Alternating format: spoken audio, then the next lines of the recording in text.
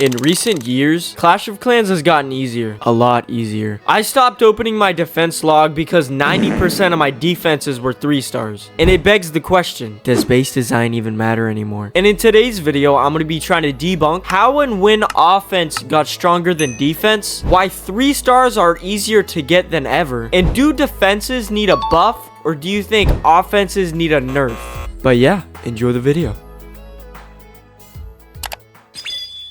Chapter 1. How offense got stronger. Offense inside of Clash of Clans has changed massively over the years, but many of them happened recently within the past 2 years, such as the addition of epic equipments, brand new troops with their subsequent upgrades, debuting pets accompanied by raised levels for the previous ones, buffs to offensive potions like the hero and power potions, and with all these buffs to offense, it has become nearly impossible to keep a fair playing field between offense versus defense. We've seen this a lot recently at High Legends League, where players will get the full 24 stars on offense just to get 24 starred on defense and be even on the day. Legend League and pushing in general has been getting increasingly harder due to the sheer amount of 3-starring in each attack. And in recent times, it feels like Clash of Clans is turning the game on easy mode for all players. There's so many things to help you on offense and defense nowadays, so many different ways to play the game. But now let's get into how these things individually impact offense, and then we'll move on to chapter 2. It all started with the siege machines in 2019.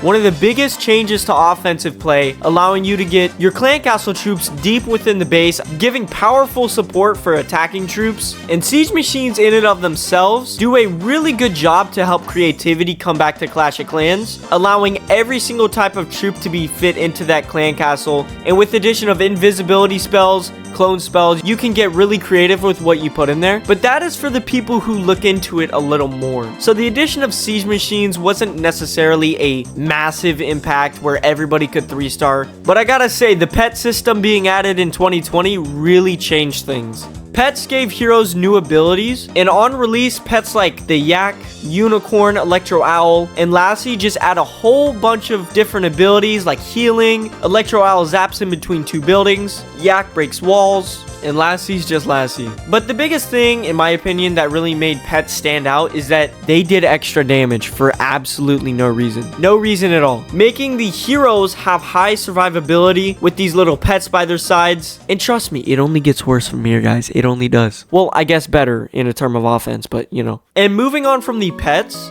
over the years, Clash of Clans has brought in tons of new troops and a lot of upgrades for the old ones. Let's be real, we like using the new ones more. And upon release, certain troops like Root Riders, Electro Titans, Druids, Apprentice Warden broke the game for a short amount of time before they realized, yeah, these things need a nerf. But certain older troops like the Dragons got higher hit point buffs, higher damage per second buffs. So there's always just going to be that one troop that is just dominating for no reason at all. So I definitely think the levels for old troops, little buffs here and there, and whenever they bring in those new troops, it just completely breaks offense for the duration that they're in testing. They always find a little sweet spot, but let's be real, there's something more OP right after that. So it never really seems balanced. People will always find the meta no matter what. And with all these additions, like spells, troops, pets, people will always find the meta. And moving on to my final point of how offense got stronger is the addition of equipment, specifically epic equipment. Things like Spiky Ball, Fireball, Rocket Spear were shamed at first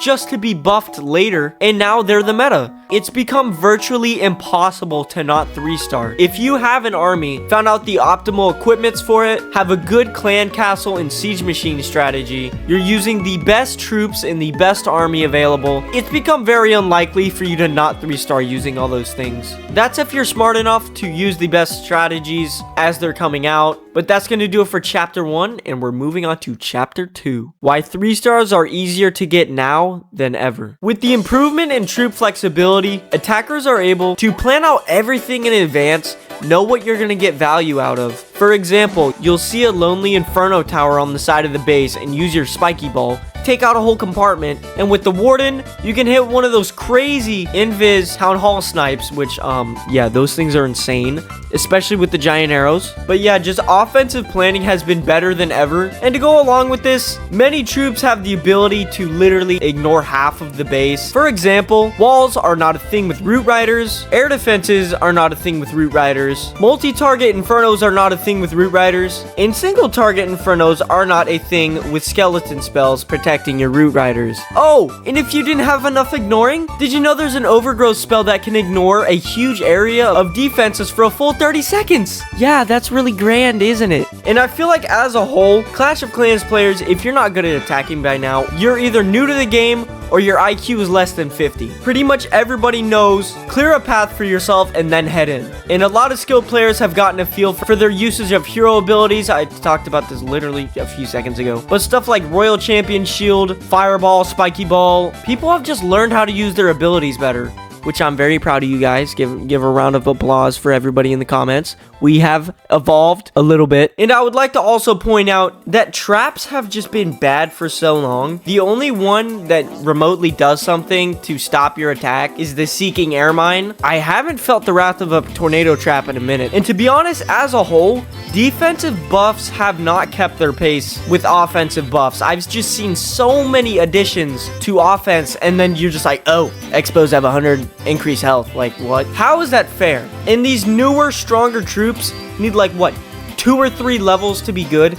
Root Riders like max levels like 3 or 4 or something. All I have to do is unlock that, and boom, I have the most meta thing in the game. But yeah, those are just a few reasons why 3 stars are easier to get than ever.